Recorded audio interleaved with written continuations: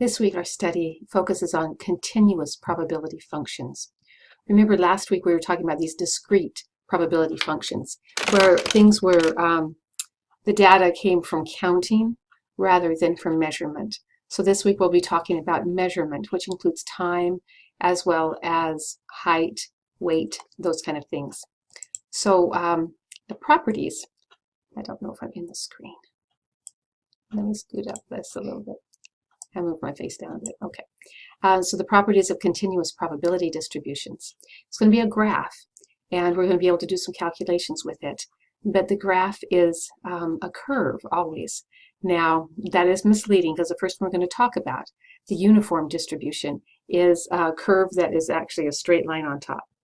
So a curve meaning that it allows space between the graph itself and the axis.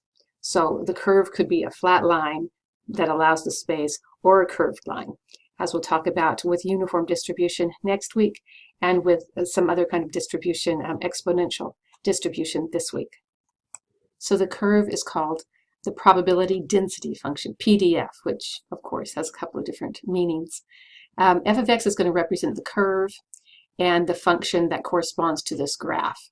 So it's very similar to your algebra graphing, where f of x was the function, and we're going to have the same type of idea here. The density function f of x will be drawing this probability distribution. So here's just some examples, just word problems that would use this type of distribution. The time, okay, that's what makes it continuous, to fly with a regular airline from Orlando to Atlanta is uniformly distributed and ranges from 60 minutes to 120 minutes. Random variable here is the flight time within this interval. It is going to land somewhere between that 60 minutes and the 120 minutes. And the variable of interest is that flight time. Where does that land in here? And it's continuous during that interval, meaning it could take on any of those values. Here's another example. Volunteers at the library are doing federal tax forms. The time to prepare the EZ form is between 10 and 30 minutes. A random variable is the number of minutes it takes to complete the form, and it can assume anything through that 10 to 30 minutes. So you get this idea of what this distribution is really about. And here's a picture. I need to align us a little bit here. I don't think, maybe now we are in the frame. This is the very simplest forms of distribution. What it means is that let's take that time that we were talking about before, that flight time between 60 minutes and 120 minutes. Every time along there has the same amount of probability as being our random variable that we're talking about. So it has a uniform distribution of our probability. So the uniform probability distribution is a rectangle. And I'm going to get a pencil here just to kind of say a point. Remember that example we were talking about, 60 minutes to 120, to 120 minutes. A would be the 60 minutes, and the B over here would be the 120 minutes. So we're talking about that interval.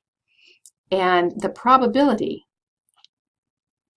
is a very easy formula. I'm going to have this 120 minutes. I'm going to subtract my 60 minutes. So it's how big is this interval? In the case of that one example we were talking about, it would be a 60. And 1 over 60 is the probability, or that's how high this is right here. That means I have 60 different chances, right, to make the whole thing. So that is how these formulas work. Very simple, but yet pretty powerful in what they can do.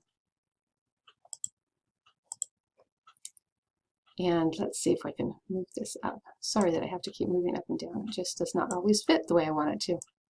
And I can't tell till it starts recording. So the uniform distribution, the formulas that go with that, my mu, which means average, right here, is going to be adding those values, that A plus that B. In that example we talked about, it would be 60 plus the 120, which gives you 180, divided by 2 gives you 90. And yes, 90 is exactly what's in between that 60 and 120. So it is exactly what we think it will be. Remember, another phrase that is used for the mu or the mean is also the expected value. So we are going to use that formula to find that expected value, or the mean. Standard deviation is found using this formula right here. So it would be 120 minus my 60, so there's 60 squared, which gives me 3,600 divided by 12, take the square root, and that gives you standard deviation. Seems a bit cumbersome, but it's just a plug and chug. Just plug your numbers in and you will get it. The probability of any of those points being picked we showed on our graph. This is actually how deep my probability is. That rectangle is how tall it is. And A was the lower number and B is a higher number, and X is going to take on any value in between that A and B. Here's another way to, another problem to look at just as an example. If I can make my thing. It's either lose the title or lose the words. We'll lose the title. So this is another example of uniform distribution. Here, Southwest Arizona State University provides a bus. So this bus arrives at the North Main Street stop every 30 minutes between 6 a.m. and 11 p.m. during weekdays. Students arrive at the bus stop at random times. The time a student has to wait is uniformly distributed from 1 to 30 minutes, so it depends on when they arrive. They either will wait 0, I said 1, 0, they'll just walk right on that bus, or they'll have to wait the full 30 minutes if they just missed that bus. So that makes sense. So this is asking us to draw this distribution, show that the area under the curve, or rectangle, the area of the rectangle is 1, and how long will a student typically have to wait? Typically is another way to put mean or expected value. And what is the standard deviation of the waiting time?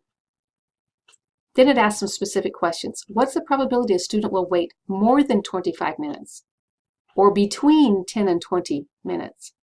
So let's look at how we would draw that distribution. There it is. The wait time is from 0 to 30, right?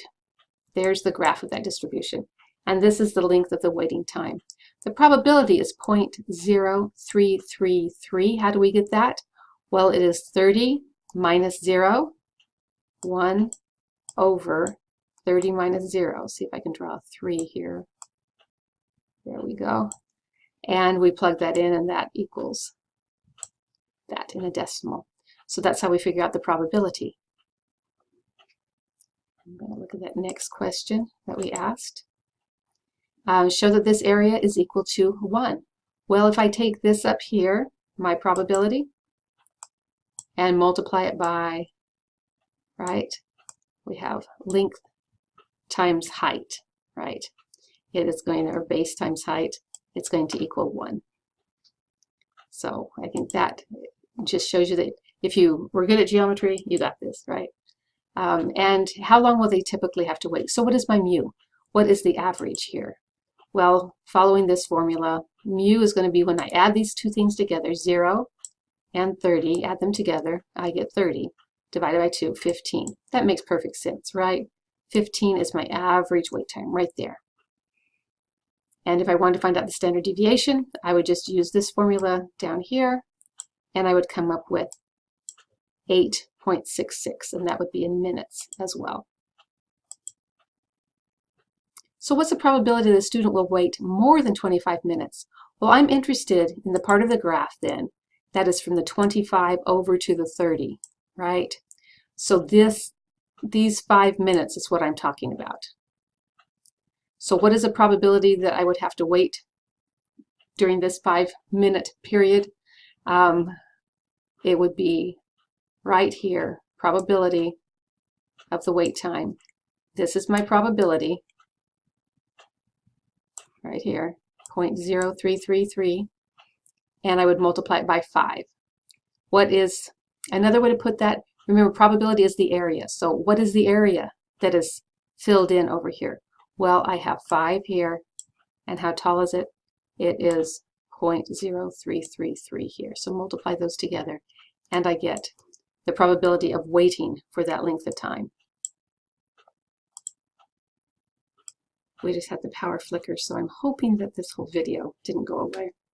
What's the probability that a student will wait between 10 and 20 minutes? So I'm just going to highlight that here. Okay, so here we have a base of 10, right?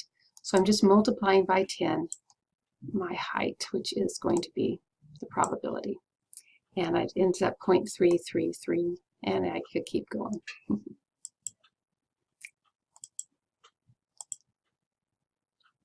So I'm going to pull my face over here. There's some properties of these continuous probabilities. The outcomes are measured, not counted. So that's why we were talking about time, years, sometimes ages of animals might be considered this, or output considered with time, those kind of things. Measured, not counted. The entire area of the curve is equal to 1 when I'm multiplying those probabilities. The shaded area is always equal to 1. And the probability is found for intervals of x rather than for individual values. So it's always what's the probability of waiting from 5 to 10 minutes? We're talking about an interval. We aren't talking about exactly at 5 minutes, because that would be the same as for any other minutes. It's uniform probability. The probability of x falling between two numbers is the probability of that random variable is between those two numbers. And we did some of those examples. I think that is more explanatory than reading about it.